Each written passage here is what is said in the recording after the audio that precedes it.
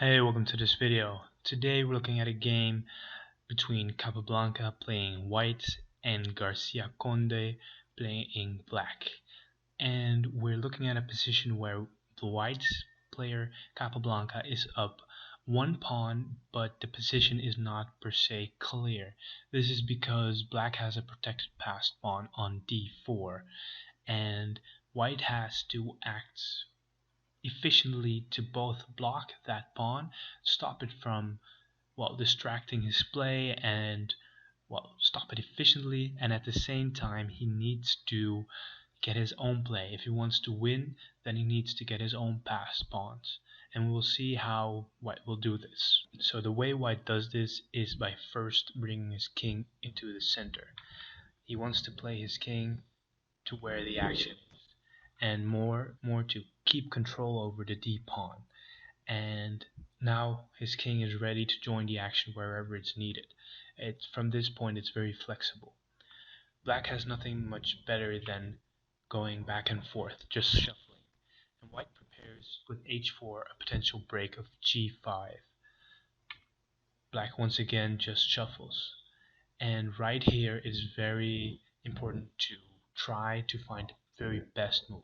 So if you like, you can pause the video right here and try to find a way to break through with white. Note that entering with your king to d5 would be most unwise because d3 instantly wins for black. His d pawn is just unstoppable if you allow that. Okay, take some time, try to figure it out.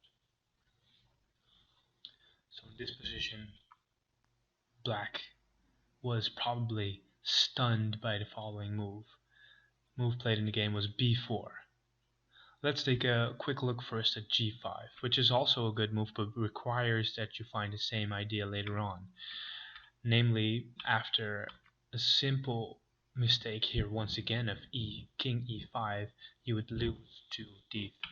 But maybe you could try to get a passed pawn right here in this fashion. Well, then black can pick it up, and this doesn't have to be very bad if you find the same ideas in the game. But if you do not, then you are simply losing that pawn, and things are going to get tricky.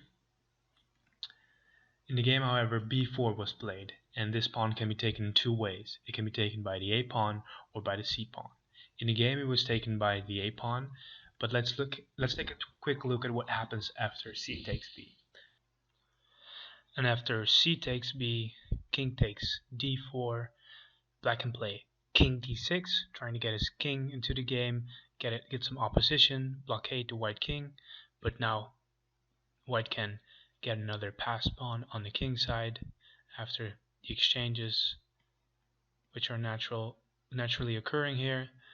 Then black has to try to deflect the white king so he can enter with his own king, but then white can play g6, and after, well, black can take on g6, but he can also he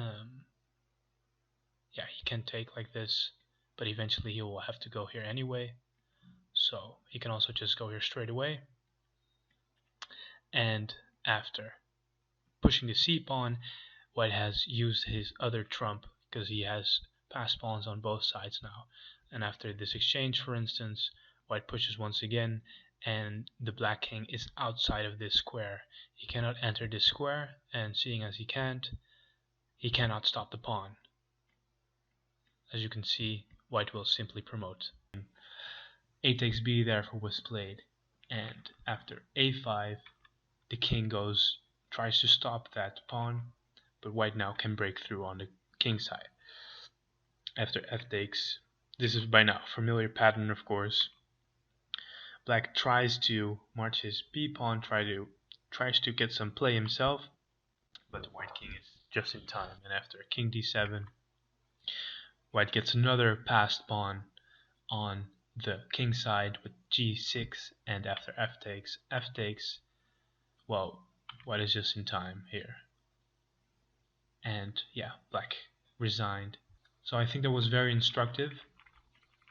First of all, this is something that beginners struggle with, getting their king active, getting their king into the game in the end game. Well, that was effectively done by White. He really kept control over the game as well. He had patience, but at the right moment, he struck with b4, getting a breakthrough. Just such a stunning move to see.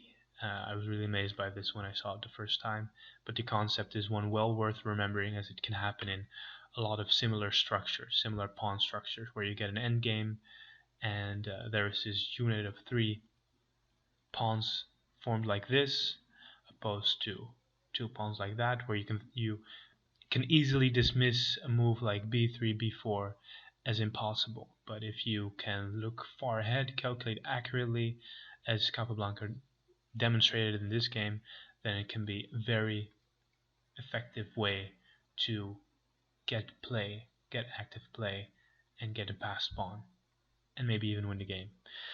Well, I hope you got something from that, and bye for now.